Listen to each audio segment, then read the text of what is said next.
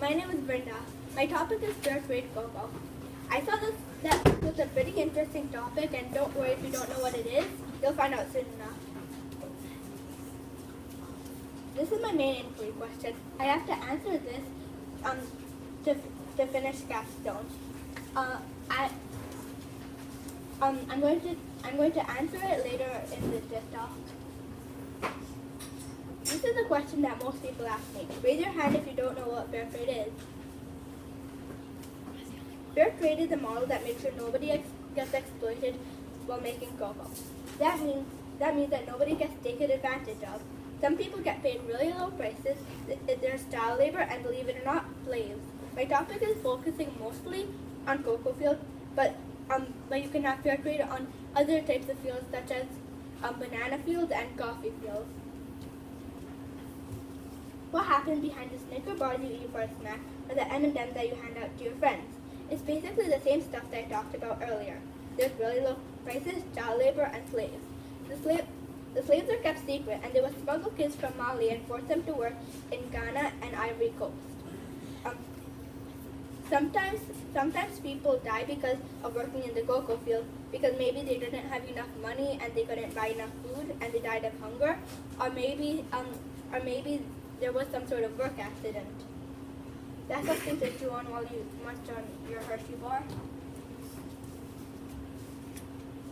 Fair trade costs much more than non-fair trade because it costs a few $1,000s to get fair trade. Not a lot of people buy fair trade, though. Only 3% of the world's cocoa production is fair trade. That's the fair trade label. That proves that all of the ingredients are 100% certified. With fair trade, you have to have a bunch of minimum requirements. For example, kids are not allowed to work. You have to get paid a minimum amount, and there's no slavery. This is answering half of my main inquiry question, which is what are the pros and cons of fair trade certified cocoa program.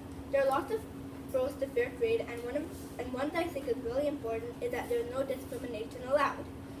So that means that everybody gets treated the same. As I said before, they get paid a minimum amount of money, and kids don't have to work, but they go to school. And even if kids do work, it would be after school, and they would work with their family and do things that are not dangerous. So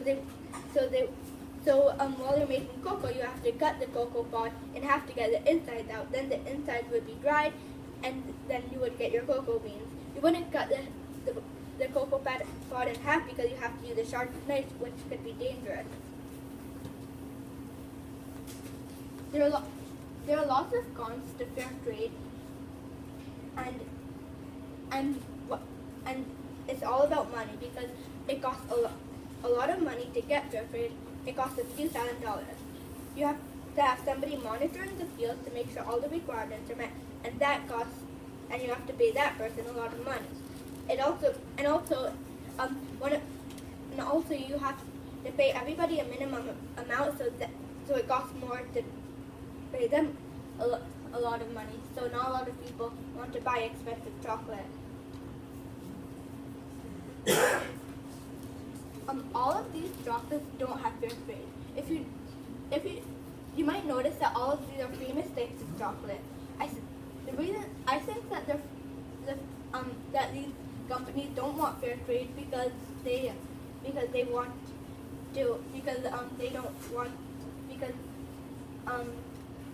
don't want to spend that much money, and people would stop buying it if for all of a sudden their chocolate would cost so much more. These companies are fair trade, and if you notice something, that these companies aren't really that famous. So I think they're not famous because it costs a lot. Maybe people don't like the taste of it. Thank you for coming. For more information, you can visit my blog at this link, or you can scan my QR code. I hope you enjoyed.